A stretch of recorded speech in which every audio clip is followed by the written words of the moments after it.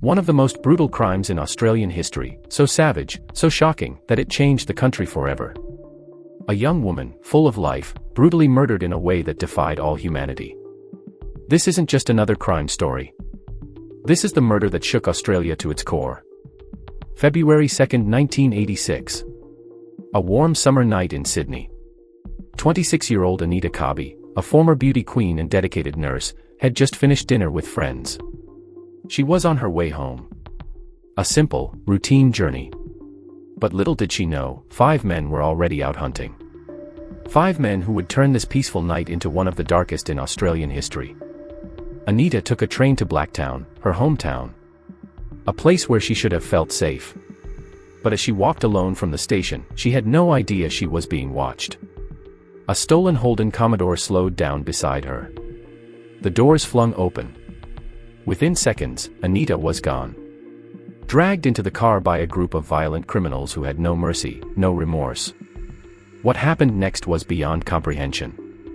A crime so sickening that even hardened detectives would break down in tears. A crime that would change Australia's justice system forever. But who were these men?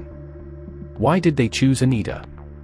And how did this single act of evil spark national outrage and change the way violent offenders were punished in Australia?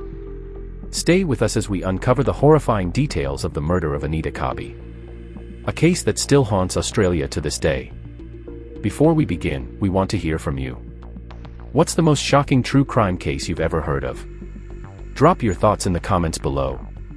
And if you want more gripping true crime stories, hit that subscribe button and turn on notifications. Now, let's dive into the chilling story of Anita Cobby. Anita Cobby's last moments of freedom were fleeting. She had spent the evening with friends and was heading home to Blacktown, unaware that a stolen Holden Commodore was lurking nearby, its occupants searching for their next victim. As she stepped off the train at Blacktown station, she was alone. The streets were quiet, but not empty. The car, filled with 5 men, all with violent pasts, was prowling the area. These men were not looking for money, nor were they seeking revenge. They were out for something much worse. Anita walked along Newton Road, the cool summer breeze brushing against her skin. She was just minutes away from home. But suddenly, headlights appeared. The car pulled up beside her. Before she could react, before she could scream, she was grabbed, dragged into the vehicle by multiple hands. The car doors slammed shut. And just like that, Anita Cobby vanished into the night. Inside the car, terror unfolded. The men, John Travers, Michael Murdoch, and the 3 Murphy brothers, Leslie, Gary, and Michael, were hardened criminals. Their pasts were filled with violence, drugs, and robbery.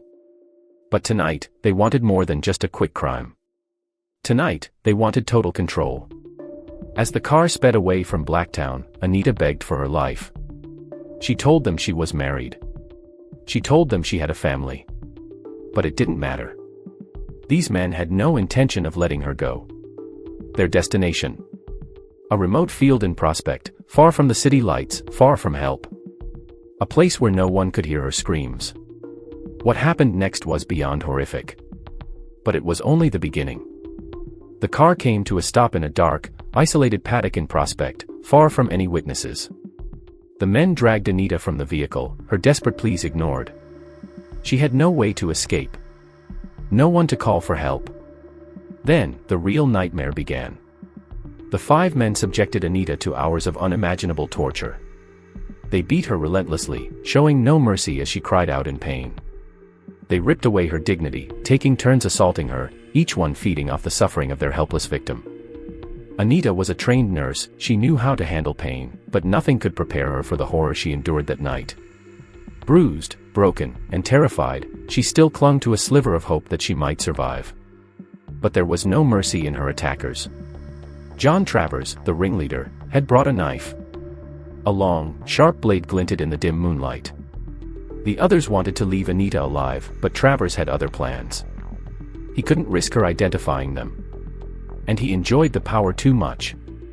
As Anita knelt before him, barely able to hold herself up, Travers grabbed her hair, yanking her head back. Without hesitation, he slit her throat, deep, violent, and final. Blood poured from the wound as her body collapsed onto the ground. The men stood there, watching in silence as life drained from her body. There was no remorse. No second thoughts. Only the chilling reality that they had just ended the life of an innocent woman for their own twisted pleasure. Then, as if nothing had happened, they left her there, discarded like she was nothing. They wiped their hands, got back in the car, and drove away, laughing, smoking, celebrating. Anita Cobby, a beloved daughter, sister, and nurse, was left alone in that empty field. Her body lay beneath the open sky, her dreams, her future, her very existence stolen in one of the most brutal crimes Australia had ever seen. But what these monsters didn't know was that justice was coming for them, faster than they ever could have imagined.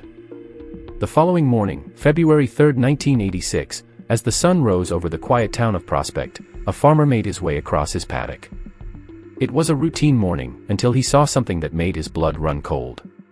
Lying in the grass, lifeless and mutilated, was the body of a woman. Her clothes were gone, her hands curled in a final, desperate attempt to fight back. Her throat had been slashed so deeply that it was nearly severed. The farmer immediately called the police, and within minutes, detectives arrived at the crime scene. What they saw would haunt them forever. Even seasoned investigators were shaken by the brutality of the murder. There was no doubt, this had been an act of pure evil. The victim had suffered immensely before her death, and the scene suggested she had been killed elsewhere and dumped there like trash. But who was she? As officers combed through missing persons reports, one stood out: Anita Cobby, a 26-year-old nurse who had failed to return home the night before. Her family had already begun searching for her, calling hospitals, reaching out to friends. Now, their worst nightmare was about to become a reality. When Anita's father was asked to identify the body, he collapsed in grief. The beautiful, kind-hearted daughter he had raised was gone, stolen from him in the most horrific way imaginable. The public was about to learn of this unimaginable crime. And as the news spread, a wave of anger, sorrow, and demand for justice would sweep across Australia like never before. The discovery of Anita Cobby's brutalized body sent shockwaves through the community. The press wasted no time in covering the story, and within hours, the entire country was gripped with fear and outrage. Who could commit such a horrific crime? And more importantly, were they still out there? Homicide detectives launched one of the most intense investigations in Australian history. With little evidence left at the crime scene, they had to rely on witness statements and forensic analysis. The first breakthrough came when investigators retraced Anita's steps on the night of February 2nd. She had been out for dinner with friends and left Sydney city centre around 9 p.m., catching a train back to Blacktown. Witnesses recalled seeing her walking alone from the station, just minutes away from her parents' house. But somewhere along that path, she had vanished. The chilling theory was that Anita had been abducted right off the street. And the brutality of the attack suggested multiple assailants. Authorities turned to the public for help. A massive media appeal was launched, with Anita's grieving parents making a heartbreaking plea on national television. Her mother, Grace, could barely hold back tears as she begged for anyone with information to come forward. The response was overwhelming. Tips flooded in. Some were dead ends, but one piece of information would change everything. A man had called police, terrified for his safety, claiming to know who was responsible. That call would lead investigators straight to a gang of 5 men, each more dangerous than the last.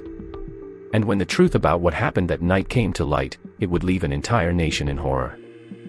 The tip that came in was from a man too afraid to reveal his identity. He claimed that a gang of 5 men had been bragging about abducting and murdering a woman. Police took this lead seriously, and after days of relentless pursuit, they uncovered the horrifying truth. The killers were John Travers, Michael Murdoch, and 3 brothers, Les, Gary, and Michael Murphy. They were well-known criminals, involved in theft, drugs, and violence. But nothing they had done before compared to what they had done to Anita Cobby. John Travers was the ringleader, the most dangerous of them all. He had a violent past and a disturbing fascination with knives. Friends and associates later revealed that Travers had an obsession with extreme violence, especially against women. He was the one who slit Anita's throat. The Murphy brothers and Murdoch were no better. They were hardened criminals who had spent most of their lives in and out of prison. Together, they formed a gang capable of unspeakable brutality.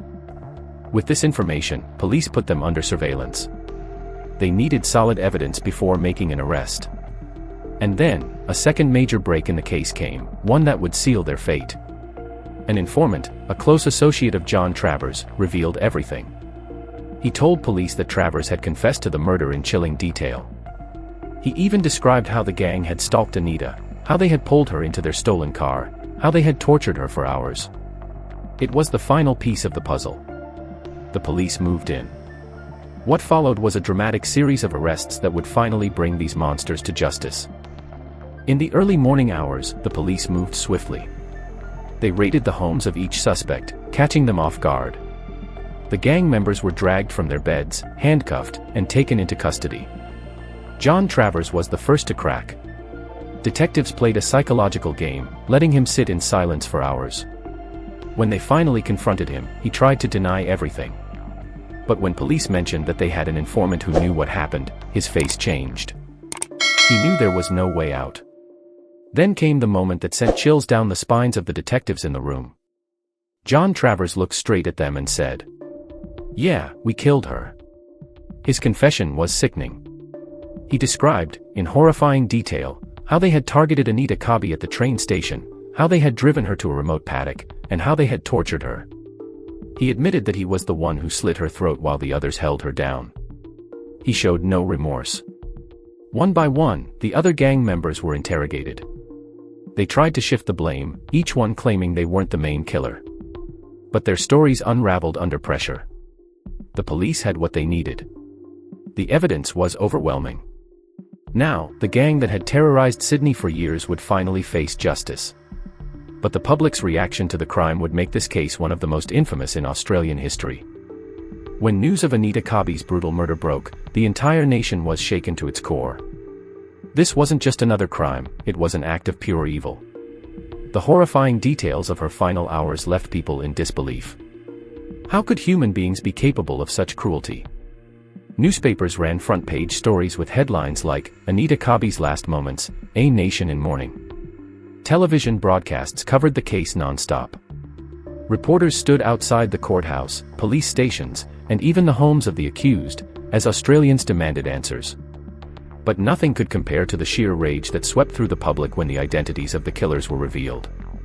These weren't mysterious figures lurking in the shadows.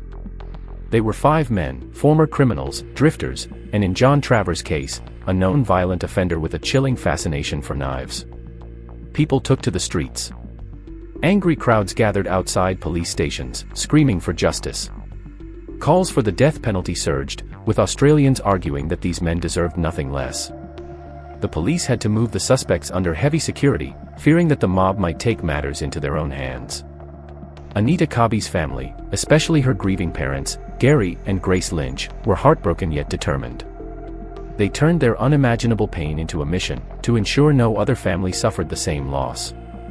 Meanwhile, the legal system prepared for one of the most closely watched trials in Australian history.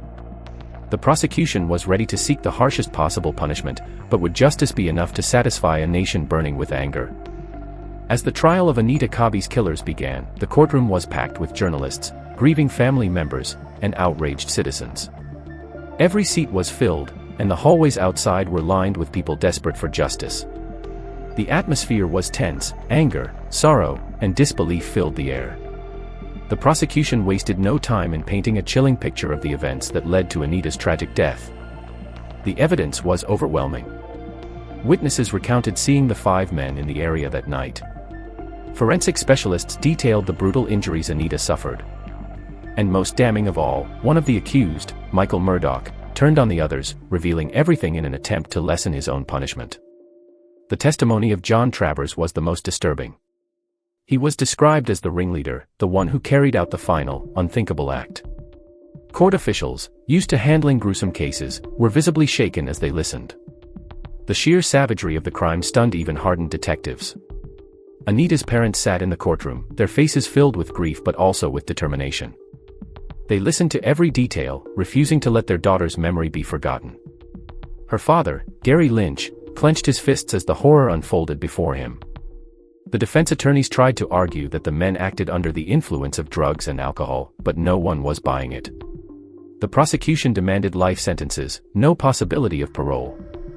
The public wanted more. Many called for the reinstatement of the death penalty. When the guilty verdict was finally read, the courtroom erupted. Life sentences were handed down to all 5 men. But even that did little to ease the nation's fury. To this day, Australians remember Anita Cobby's case as one of the most horrific crimes in the country's history. But was this justice? Or just a reminder of how much had already been lost? Thanks for watching, and don't forget to share and subscribe to the channel. More shocking crime story will be dropped soon.